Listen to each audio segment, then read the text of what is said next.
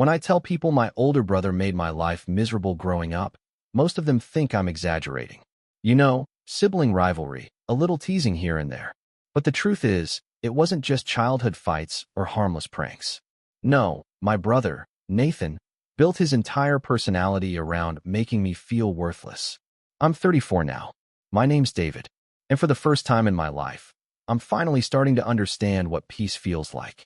Except it's not going to last, because Nathan has decided he wants to come crashing back into my life. And this time, he's not just here to insult me or sabotage a job interview. He's threatening to take everything from me. Everything my parents left behind. Everything I've spent a lifetime being denied. Growing up, Nathan was the golden child. The charismatic firstborn with straight A's, a charming smile, and an uncanny ability to make people like him, especially our parents. To the outside world, he was polite, driven, well-mannered. Inside our home, though, it was a different story. He wasn't physically violent, not in the way you'd think. His weapon of choice was humiliation, psychological warfare. He had this way of twisting everything around so I'd look like the bad guy, the liar, the attention seeker. I could trip over a loose carpet and he'd convince our parents I was faking an injury to get out of chores. He once broke a lamp and told them I threw a tantrum and smashed it. They believed him without question. I got grounded for 2 weeks while he watched me from the hallway, grinning like a wolf. It didn't help that I was quieter than him, more sensitive. I liked to draw. I didn't speak up much at dinner. I didn't beg for attention or try to win over relatives during holidays. Nathan, on the other hand, would perform like it was a stage. Jokes, stories, flattery. He was a master manipulator before he hit puberty. And my parents ate it up. To them, I was the problem child. The kid who needed to try harder, who always seemed to be sulking, who couldn't just let things go. When I tried to speak up about the way Nathan treated me, they'd wave it off. He's just teasing, Mom would say. You need to toughen up, Dad would add. Over time, I stopped trying to explain. I stopped expecting justice. By the time I was 15, Nathan had convinced most of the extended family that I was lazy, ungrateful, and impossible to live with. I had uncles who'd talk down to me at family barbecues, aunts who'd ask passive-aggressively if I'd finally found something I'm good at. Meanwhile, Nathan was the high-achieving high schooler with early admission to college, a part-time internship, and a girlfriend our mom adored. I got used to the background. The leftovers. The David, can you just chores while Nathan got praised for washing a single dish once a week. What made it worse was that he didn't just want to win. He wanted me to lose. If I got a B on a test, he'd joke about how even the dumb kids in his class managed A's. If I started talking about a hobby I liked, he'd make a few comments that made me second-guess if I was any good. When I got into graphic design, he told everyone at a family dinner I was studying how to draw cartoons for a living. My parents laughed. I didn't even bother defending myself. College was my first escape. I chose a university out of state and managed to land a scholarship that covered most of my tuition. The day I left, Nathan barely acknowledged me. Mom hugged me like I was going to war. Dad gave me a weird half-nod like he wasn't sure if he was proud or just confused that I'd gotten in anywhere. I thought things would get better once I was on my own. And for a while, they did.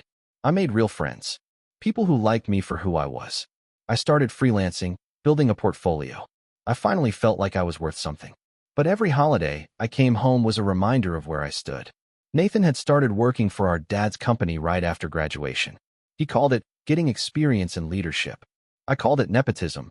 But of course, I kept that to myself.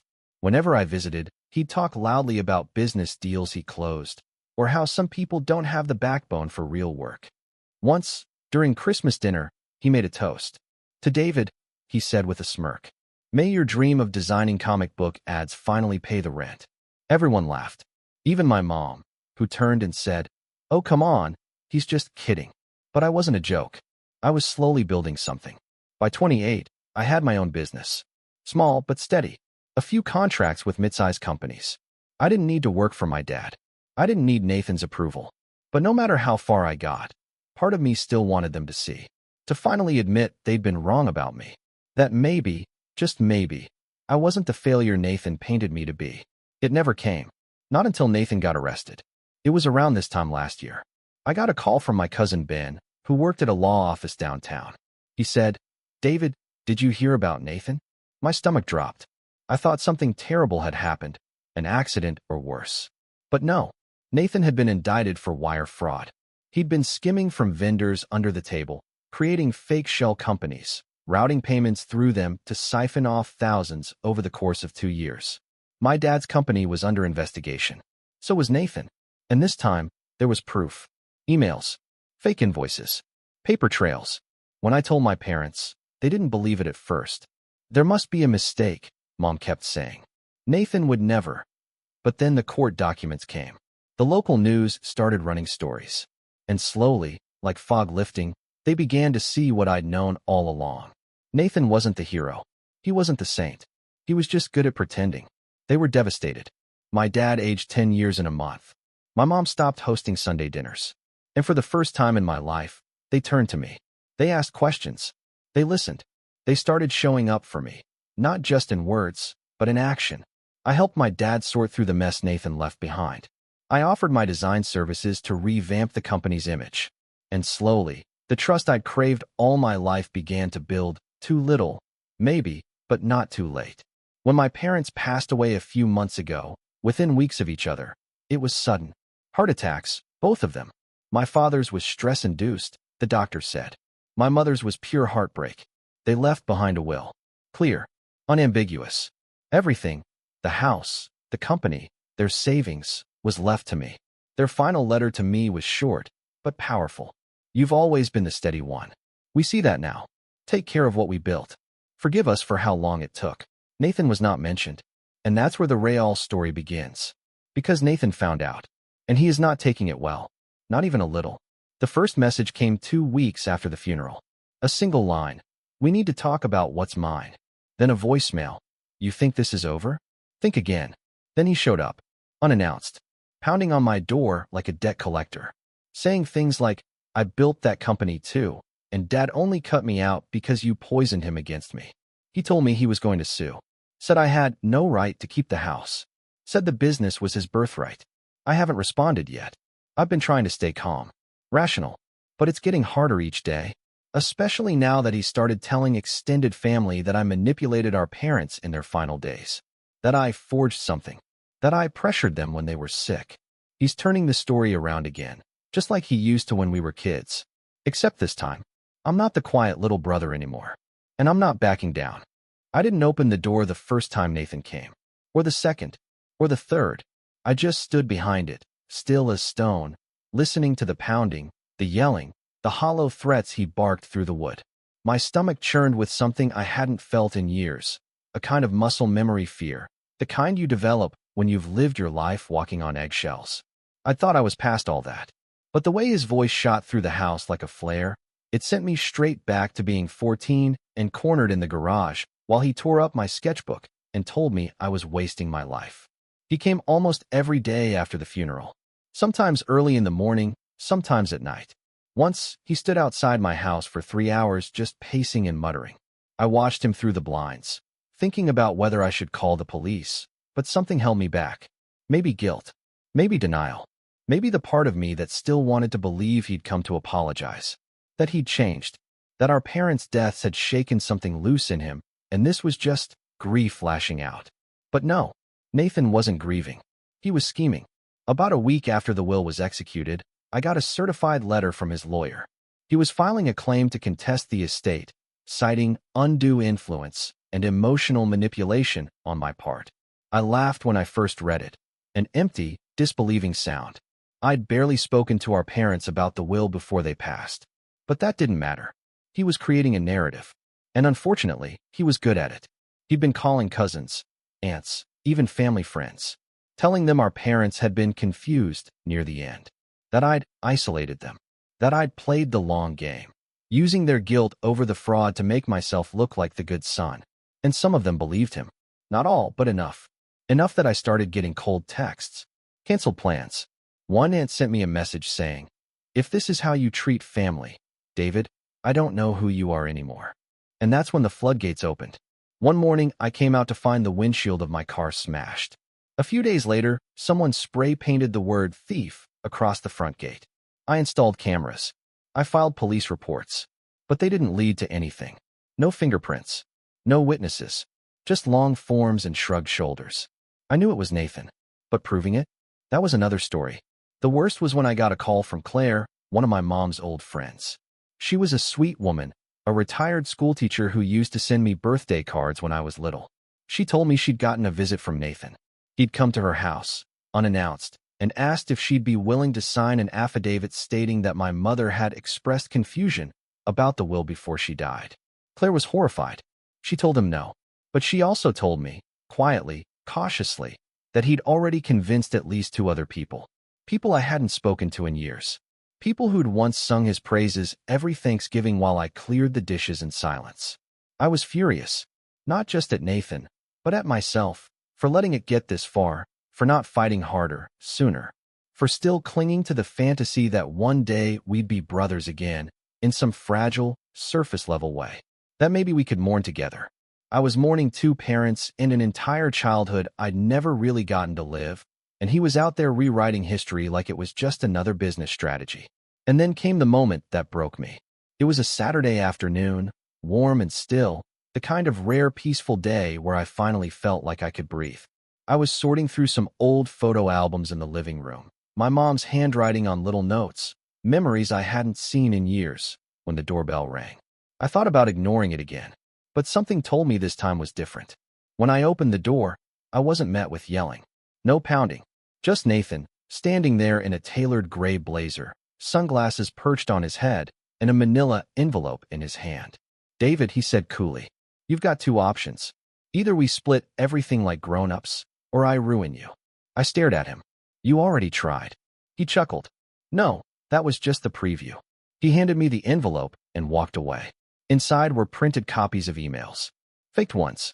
Someone had gone to the trouble of creating a fake Gmail account in my dad's name, writing a series of messages that made it look like my father had been coerced into rewriting the will. There were references to pressure and regret, and even an attached statement, supposedly from my mom, claiming she was deeply concerned about my influence. It was laughably bad. The grammar was off. The tone was nothing like them. But to someone who didn't know better? To a judge who never met my parents? It could plant enough doubt to throw everything into chaos. And that's exactly what Nathan wanted. I sat on the couch for hours that day, the envelope on the table in front of me like a loaded weapon.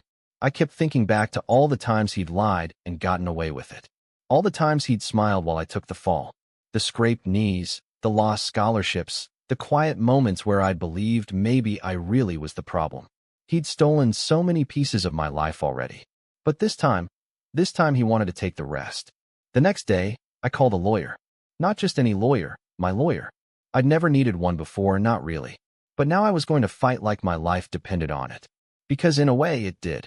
Over the next few weeks, things escalated even more.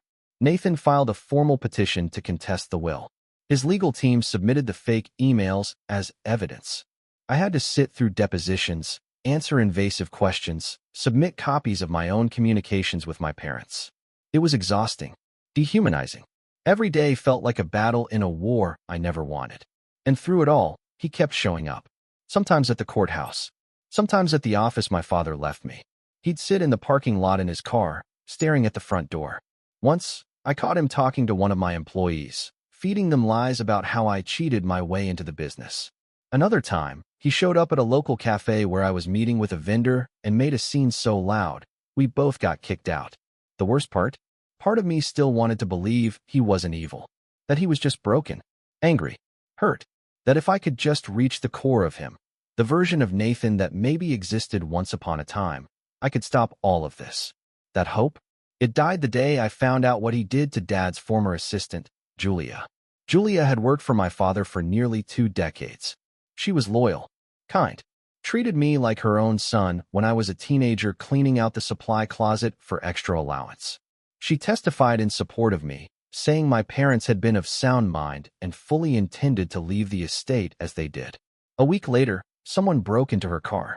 They didn't take anything, but they left a manila envelope on the seat, full of screenshots of her son's social media, her home address, and a single typed line. Perjury has consequences. She broke down and called me crying. That was when I knew Nathan had crossed a line he couldn't come back from, and I was done playing defense. I don't know what rock bottom is supposed to feel like, exactly. Some people say it's dramatic, like a final punch in the gut that knocks the wind out of you. Others say it creeps in slowly, like the waterline rising while you stand in it, paralyzed, pretending you're not drowning. For me, it was somewhere in between. It didn't happen all at once. But there was a moment when I looked in the mirror, eyes hollow, skin dull from lack of sleep, and didn't recognize myself. And not in the poetic, self-reflective way. I mean, I literally flinched. I looked like someone going through withdrawal, and in a way, I was. Withdrawing from my family, from my past, from the illusion that being good and staying quiet would ever protect me. After Julia's car was broken into, and she called me sobbing, I hung up the phone and sat on the floor of my hallway. Not the couch, not a chair, just the cold wood floor, my back against the wall. I stayed there for over an hour. No TV, no scrolling on my phone. Just silence. That tight, suffocating kind of silence where your thoughts loop like a bad song stuck on repeat. How did it get this bad? How did he still have this much power over me? I felt guilty. For Julia. For my parents. For every single person Nathan was targeting because of me. I'd spent years swallowing my voice, trying to make peace, playing the bigger person like it was a moral badge of honor. But in doing so, I'd left people unprotected. People like Julia, who didn't ask for this. People who trusted me. I thought about pulling out of the legal battle entirely, letting Nathan have whatever he wanted. Maybe if I just signed over the house or split the business, he'd stop. Maybe if I gave in, the harassment would go away. The family members who stopped speaking to me might return. The whispers would stop. The tension in my neck would ease. I wouldn't have to be at war anymore. But then I remembered something from years ago. I was 17. Nathan had borrowed my car, technically our dad's hand-me-down that we shared, and crashed it into a tree while drunk. When my parents found out, he convinced them I had taken it without permission and tried to cover it up. I remember the look in my dad's eyes when he yelled at me. The disappointment. The fury. I remember sitting in the kitchen that night while Nathan was upstairs, playing video games without a care in the world, and thinking, is this how it's always going to be? That night, present-day David sitting on the floor of his hallway, made a quiet decision. No, it wasn't going to be like this anymore. The next day, I fired my lawyer. Don't get me wrong, he was competent, professional, but he didn't believe in this case the way I needed someone to. To him, it was just another inheritance dispute, another messy family drama with gray areas and money on the line. I needed someone who saw what Nathan was, who wasn't afraid to shine a light on it in court. Someone strategic, sharp, and most importantly, hungry. So I started making calls. It took 3 weeks, dozens of consultations, and more money than I'd ever spent on anything in my life. But I finally found her. Her name was Fiona Romani, and within 5 minutes of speaking to her, I knew I was in the presence of someone who didn't just play the game. She designed the board. Former prosecutor, known for her tenacity in fraud and family litigation. She didn't blink when I showed her the fake emails. She didn't flinch when I described the intimidation tactics Nathan had used. She just leaned forward and said, let's bury him in truth. And for the first time in months, I felt something spark. Not anger, not fear. Resolve. The rebuild started slowly. I tightened up everything. My business, my schedule, my routines. I started going to therapy again, something I hadn't done in years. At first, I talked about Nathan. A lot. But after a few sessions, the focus shifted inward. To the childhood I tried so hard to forget. To the coping mechanisms I'd developed. Staying quiet, avoiding conflict, minimizing my own achievements so I wouldn't trigger someone else's resentment. My therapist said something that stuck with me. You've spent your whole life surviving your brother's presence. It's time to start building a life in his absence. That hit hard. Because even now, with him out of the house, out of the family, out of every rightful place he used to occupy, I was still living like he was in the next room.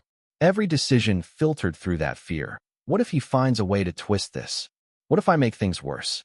What if I win and it only escalates? But Fiona helped reframe that. He's not fighting for justice, she said during one of our early strategy meetings. He's fighting to keep the illusion alive, that he's the one who matters most. The moment you stop playing in his shadow, you win. With her help, we began gathering everything. Not just defense, offense. Real bank statements. Video footage of him harassing me at the office. Security cam screenshots from Julia's neighborhood. Testimonies from former coworkers of my father's who saw Nathan's shady deals before they unraveled. And slowly, piece by piece, we began to stitch together a timeline. Not just of fraud, but of manipulation. A life pattern. A character profile. Meanwhile, I made changes in my business. I promoted 2 longtime employees who'd stuck by me through the storm. I restructured the departments, launched a new design campaign, and even expanded into a small downtown space for client meetings. It was exhausting work, but it gave me something to focus on. Something real. Something that was mine. I started sleeping better. Eating again. I even began hosting small dinners at the house. Close friends, a few trusted colleagues. The house that had once felt haunted by the weight of my parents and their silence was beginning to feel like a home. I painted the walls, opened the windows, replaced the old art with my own pieces, drawings I used to hide, now framed and proud on the walls. And the more I rebuilt, the more I realized something that shook me. I wasn't afraid of Nathan anymore. Not really. I was angry, and grief-stricken, and occasionally overwhelmed. But the fear, that twitchy, bone-deep panic that used to paralyze me, it was gone. Because I'd already lived through the worst of it. I'd already survived a childhood of being invisible while someone else played the golden boy. I'd already spent years pretending I was okay while he chipped away at everything that made me me. And still, I'd made it. Not by playing his game, but by learning how to walk away from the table entirely. But just as I was starting to find my footing, Nathan launched his next move. And it was the boldest yet. It started with a leak. An anonymous tip to a local reporter that my parents had been coerced by their estranged son into rewriting their will. The story ran in one of those clickbait online magazines, complete with stock photos of angry family members and a headline that might as well have been written by Nathan himself. Heir or thief? Local man at center of family fortune feud. The article included quotes from family sources and insiders, none of whom were named, of course, suggesting I had isolated our parents in their final days, that I'd convinced them to change their will when they were too weak to make decisions. It was full of holes, badly sourced, but it did damage. I lost 2 major clients that week. People started whispering again. One vendor canceled a deal, citing concerns about optics. That night, I went out to the garden behind the house, my mom's old sanctuary, and just sat on the bench with my head in my hands. I wanted to scream, to break something, to storm into Nathan's house and drag him into the light for everyone to see. But I didn't. I just sat, let it wash over me, because I knew something Nathan didn't. The truth? It doesn't move fast. It doesn't make headlines. But it builds. Quietly. Steadily. And when it finally arrives, it doesn't knock. It breaks down the door. And we were almost there. It's a strange kind of transformation, going from prey to planner. For most of my life, I was stuck in survival mode, reacting to Nathan's schemes like a deer in the road, frozen by headlights. But by the time the hit piece came out, something had shifted inside me. I wasn't scared anymore. I was focused, because Nathan, in all his arrogance, had made one critical mistake. He'd overplayed his hand, and he did it in public. He thought the smear article would unravel me, make me retreat, force me to settle. What he didn't expect was for it to light a fire under me so hot, I'd stop defending and start strategizing. And not just legally, personally. I stopped thinking like the brother who wanted peace. I started thinking like the man who finally had something worth protecting and nothing left to lose. The day after the article dropped, I met with Fiona in her office, which, fittingly, was on the top floor of a converted warehouse with glass walls and skyline views. She was already pacing when I arrived, binder in hand, highlighter tucked behind her ear. "He's getting desperate," she said without preamble. "This kind of PR play? It's noise.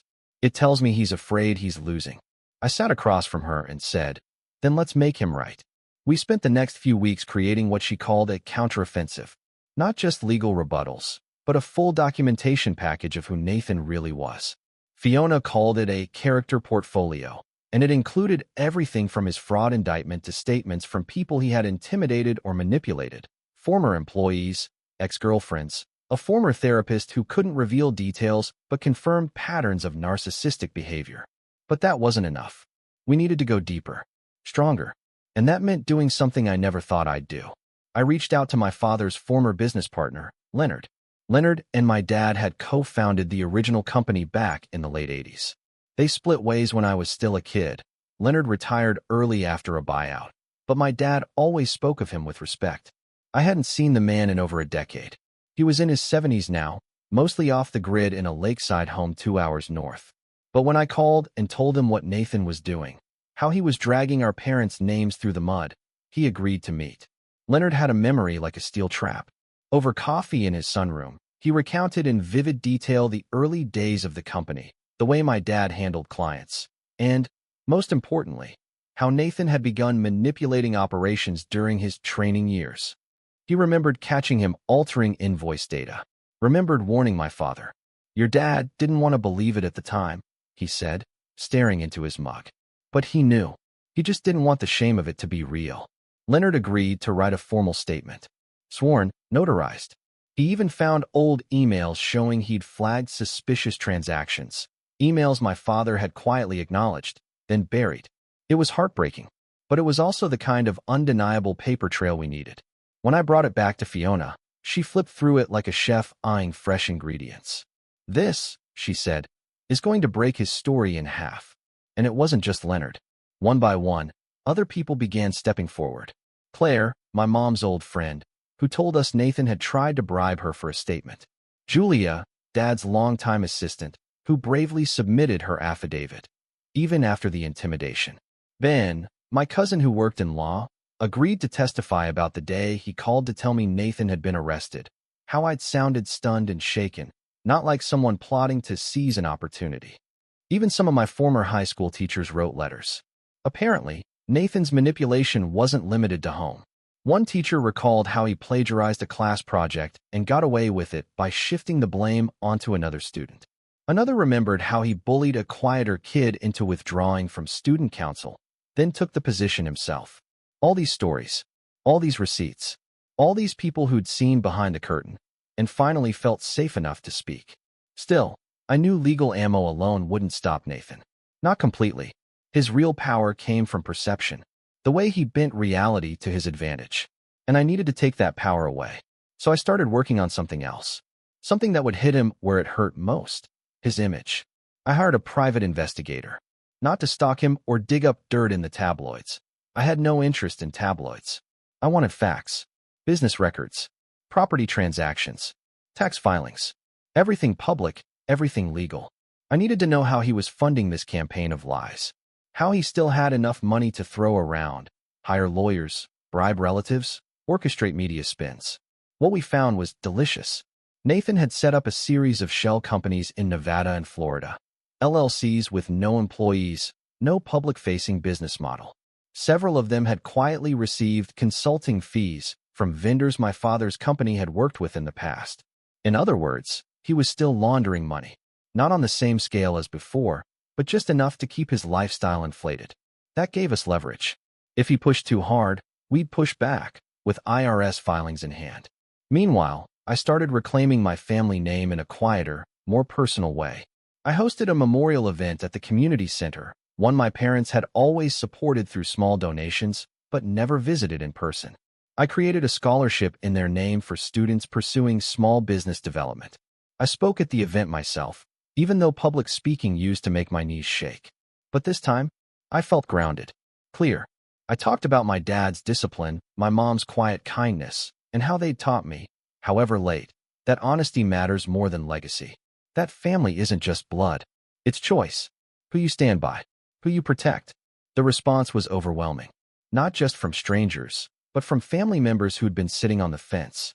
My Uncle Raymond came up to me after the speech, tears in his eyes. "I didn't know," he whispered. "I didn't see what was really happening.